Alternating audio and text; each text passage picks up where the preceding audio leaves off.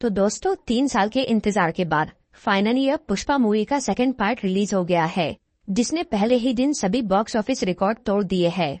अल्लू अर्जुन की एक्टिंग ने इस फिल्म के पहले पार्ट को सुपरहिट बनाया था और इस बार उनकी परफॉर्मेंस ने इसके सीक्वल को ब्लॉकबस्टर बना दिया है।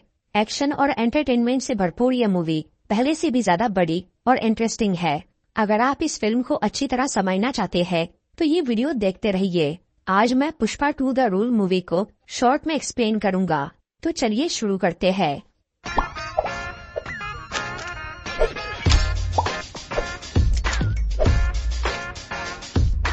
मूवी की स्टार्टिंग में पुष्पा को एक सपना दिखता है कि उसने अपना लाल चंदन जापान देश को सप्लाई किया, लेकिन उन लोगों ने इसके पैसे नहीं दिए।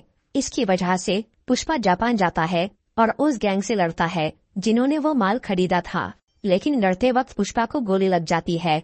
इससे उसे अपने बचपन की एक घटना याद आती है जब वो ऐसे ही पानी में गिरा था, और तब इस भयानक सपने से पुष्पा की नींद खुल जाती है। तो अब बात करते हैं असली कहानी की। इस फिल्म की स्टोरी पार्ट 1 के कुछ टाइम बाद की है। अब पुष्पा की श्रीवल्ली से शादी हो चुकी है और सिंडिकेट का लीडर बनने से उसकी इज्जत और कमाई बहुत ज्यादा बढ़ गई है। दूसरी तरफ पुलिस ऑफिसर भंवर सिंह शेखावत, जिसे पुष्पा ने बेइज्जत करके उसके कपड़े उतारे थे और उसे रिश्वत देने से मना कर दिया था, वो अचानक कहीं गायब हो जाता है, जिससे सबको लगता है कि वो शर्म के मारे नौकरी छोड़कर भाग गया, लेकिन वो असल में बदला लेने की तैयारी कर रहा था। फिर एक दिन शेखावत अपना भेष बदल के पुष्पा के मजदूरों के साथ जंगल चला जाता है और वहाँ लाल चंदन की कटाई करने लगता है। फिर जैसे ही सारा माल वहाँ जमा हो जाता है, तब शेखावत पूरी पुलिस फोर्स को वहाँ बुला के सभी मजदूरों को गिरफ्तार कर लेता है और वो माल जब्त कर लेता है। उधर पुष्पा को जैसे ही ये पता चलता है तो वो शेखावत की गैर मौजूदगी में पुलिस स्टेशन जाता है और वहाँ के सभी पुलिस वालों को पैसे देकर खरीद लेता है और अपने सभी मजदूरों को छुड़वा के अपना माल वापस ला लेता है। इसी बीच एक दिन एमएलए सिद्धप्पा नायडू, जो कि सिंडिकेट से ही मिला हुआ था, वो पुष्पा को आंध्र प्रदेश के सीएम से मिलवाने ले जाता है। जाते वक्त श्रीवल्ली पुष्पा को सीएम के साथ एक फोटो खिंचवाने बोलती है, पर सीएम इसके लिए मना कर देता है क्योंकि एक स्मगलर के साथ फोटो निकालने से उसकी इज्जत में दाग लग सकता था। इस बात से पुष्पा को बहुत बुरा लगता है कि वो अपनी बीवी की इच्छा पूरी नहीं कर पाया। तब वो नायडू को पूछता है कि अगर वो सीएम होता तो क्या वो उसके साथ फोटो निकालता, जिसके लिए वो हाँ कहता है। इसीलिए पुष्पा ये फैसला करता है कि अब वो किसी भी तरह सिद्धप्पा नायडू को आंध्र प्रदेश का सीएम बनाकर रहेगा, ताकि वो श्रीवल्ली के लिए वो फोटो ला सके। लेकिन इस काम के लिए बहुत सारे पैसों की जरूरत थी। तब पुष्पा नायडू को दिल्ली भेजता है और उसके जरिए सेंट्रल मिनिस्टर प्रताप रेड्डी से बात करता है। वो उसे 500 करोड़ रुपए देकर सिद्धप्पा को सीएम बनाने बोलता है, जिसके लिए प्रताप रेड्डी तैयार हो जाता है। पर फिलहाल पुष्पा के पास इतने पैसे नहीं थे, तो इसके लिए वो अपने धंधे को बढ़ाने का सोचता है और वो सिर्फ इंडिया में ही माल बेचने की बजाय उसे बाहर भी सप्लाई करने का फैसला करता है, जिसके लिए पुष्पा मालदीव्स देश जाकर हमीद नाम के एक इंटरनेशनल बायर से मिलता है और उसे 2000 टन लाल चंदन 5000 करोड़ रुपए में देने की डील करता है। ये सौदा होने के बाद अब पुष्पा का टारगेट था इतना सारा माल जमा करना। इसके लिए वो लाल चंदन बेचने वाले सभी स्मगलर को अपने सिंडिकेट में शामिल कर लेता है और मजदूरों को ज्यादा पैसे देकर काफी स्पीड में पेड़ कटवाना शुरू करता है और वो सारा माल अपने चित्तूर जिले में जमा करने लगता है। दूसरी तरफ मंगल सीनू, जो कि सिंडिकेट का पुराना लीडर था, उसे ये पता चलता है कि पुष्पा बहुत सारा माल जमा कर रहा है, जिससे सीनू और उसकी बीवी दक्षा को ये डाउट होता है कि पुष्पा कोई बड़ा काम करने वाला है। इसीलिए वो उसके रास्ते में टांग अड़ाने का सोचते हैं और वो भंवर सिंह शेखावत से हाथ मिला लेते हैं, क्योंकि इन दोनों ही पार्टी को पुष्पा से अपना बदला लेना था। तब एक दिन दक्षा शेखावत से मिलके उसे बताती है कि उनका एक पुराना आदमी बिच्चा रेड्डी अब सिंडिकेट का मेंबर बन गया है और वो पुष्पा को माल सप्लाई कर रहा है। दक्षा ये जानती थी कि बिच्चा रेड्डी अपना माल कहाँ से ले जाता है, इसीलिए वो शेखावत को बोलती है कि वो उसका माल जब्त करके बिच्चा को धमकाए, ताकि सिंडिकेट के बाकी लोग पुलिस से डरने लग जाए, जिसका फायदा उठाकर सीनू फिर से सबको अपने पक्ष में ले लेगा। इसीलिए एक रात शेखावत उस जगह पर अपनी टीम लेकर खड़ा हो जाता है जहाँ से बिच्चा रेड्डी माल ले जाता था। फिर जैसे ही वो चंदन के ट्रक वहाँ से गुजरते हैं, तब पुलिस वाले उन्हें रोकते हैं और शेखावत वो ट्रक्स को जला देता है। इसके बाद शेखावत बिच्चा को पकड़ता है और वो उसे पुल से नीचे फेंककर मार देता है। तब दक्षा और सीनू वहां आकर उसे बोलते हैं कि उन्होंने सिर्फ उसे डराने के लिए कहा था, लेकिन शेखावत उन्हें कहता है कि अगर वो बिच्चा को डराता तो इससे ज्यादा फर्क नहीं पड़ता था, पर उसके मरने से अब पूरा सिंडिकेट उससे डरेगा। फिर जैसे ही बिच्चा रेड्डी की मौत की खबर फैलती है तो सच में सिंडिकेट के लोग शेखावत से डरने लग जाते हैं और वो सब मंगल सीनू को फिर से सिंडिकेट का लीडर बनाने की बात करते हैं, ताकि पुष्पा और शेखावत के झगड़े में उनकी जान न जाए। और इस हादसे के लिए सब लोग एमएलए नायडू को दोषी ठहराते हैं, क्योंकि उसी ने पुष्पा को सिंडिकेट का लीडर बनाया था। इसीलिए नायडू जाकर शेखावत से मिलता है और इस मैटर को शांति से सॉल्व करने की बात करता है। लेकिन भंवर सिंह को बहुत गुस्सा चला था, वो पैसे लेकर भी शांत नहीं हो रहा था। इसीलिए नायडू बोलता है कि अगर वो पुष्पा से उसे सॉरी बुलवा दे तो क्या वो उसे माफ कर देगा। तो शेखावत इसके लिए राजी हो जाता है और फिर वो एक बहुत बड़ी पार्टी रखता है ताकि वो सबके सामने पुष्पा को नीचा दिखा सके। उधर सिंडिकेट के सभी मेंबर्स पुष्पा पे ये दबाव डालते हैं कि वो शेखावत से माफी मांग ले। फिर जिस दिन वो पार्टी रहती है तब पुष्पा बहुत पी लेता है और सबकी बातों में आकर शेखावत के पास जाता है और उसे सॉरी बोल देता है। इससे शेखावत और बाकी सब लोग बहुत खुश होते हैं कि उन्होंने पुष्पा राज को झुका दिया।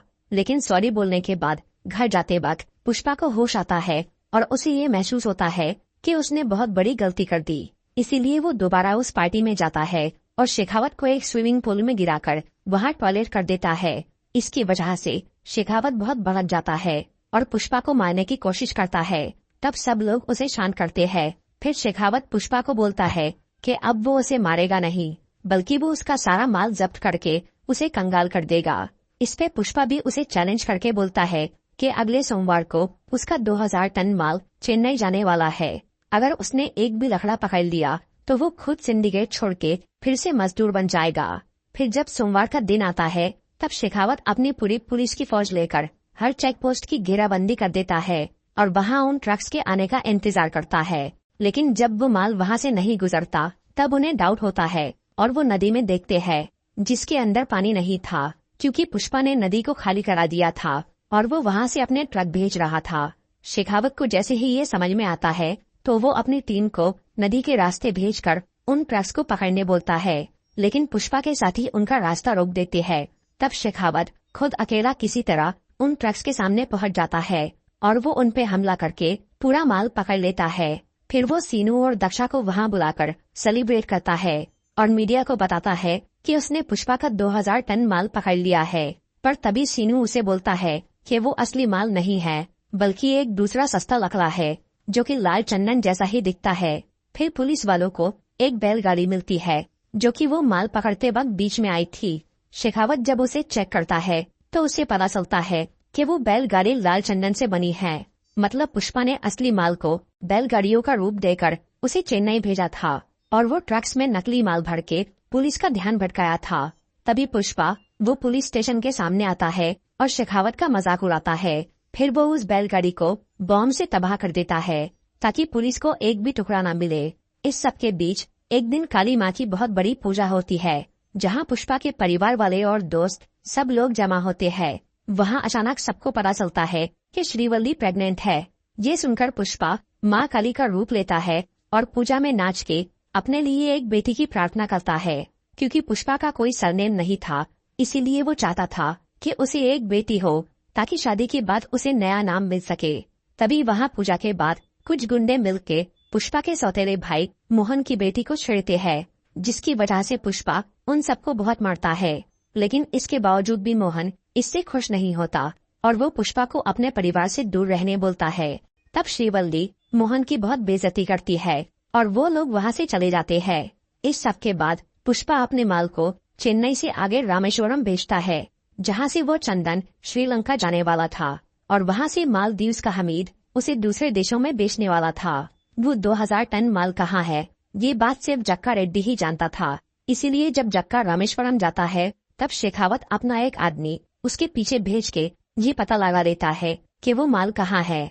फिर शेखावत बहुत सारे पुलिस वालों के साथ रामेश्वरम के समुद्री तट पर चला जाता है और वहाँ वो लोग बोट्स के अंदर माल ढूंढने लगते हैं, जो कि उन्हें नहीं मिलता, क्योंकि वो चंदन से बनी हुई बैलगाड़ियाँ नाव के अंदर नहीं बल्कि उसके नीचे पानी में रखी थी और रस्सी से बंधी थी।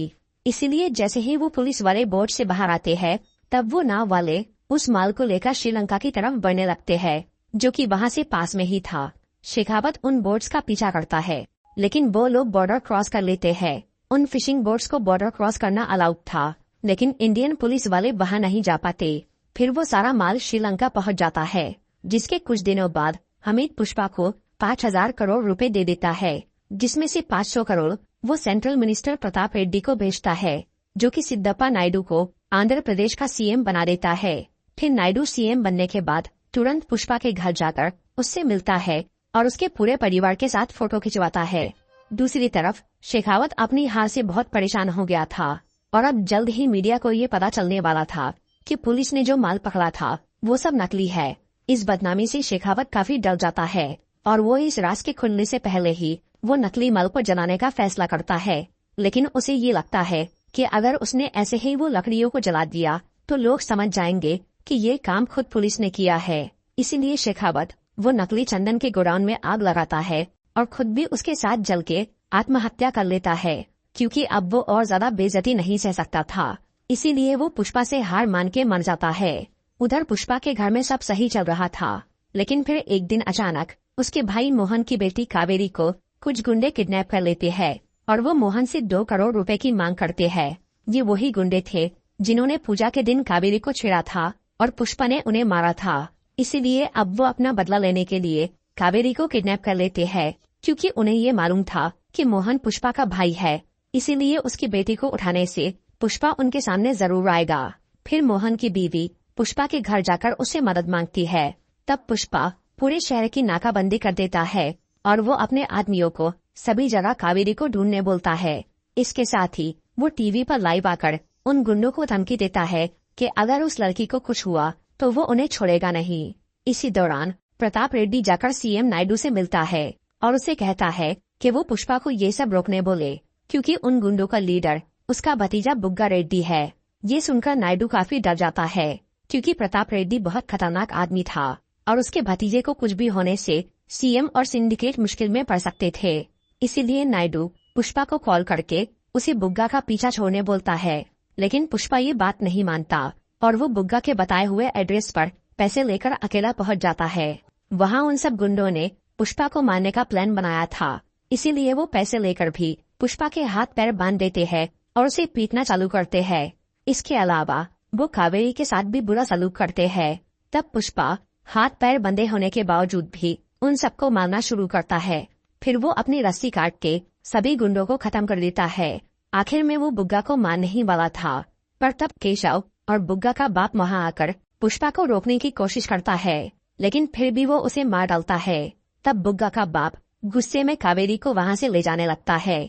इसीलिए पुष्पा उसे भी मार देता है और कावेरी को बचा लेता है, जिसकी वजह से अब मोहन का दिल पिघल जाता है और वो पुष्पा को अपना भाई मान लेता है, क्योंकि उसने अपनी भतीजी के लिए इतनी बड़ी जंग लड़ ली थी। फिर कुछ दिन बाद कावेरी की शादी तय होती है और मोहन उसकी शादी का कार्ड लेकर सबसे पहले पुष्पा के घर आता है, लेकिन पुष्पा उससे मिलने नहीं आता। तब मोहन उसकी माँ से माफी मांगता है और बोलता है कि अगर वो लोग उस शादी में नहीं आए तो वो शादी नहीं होगी।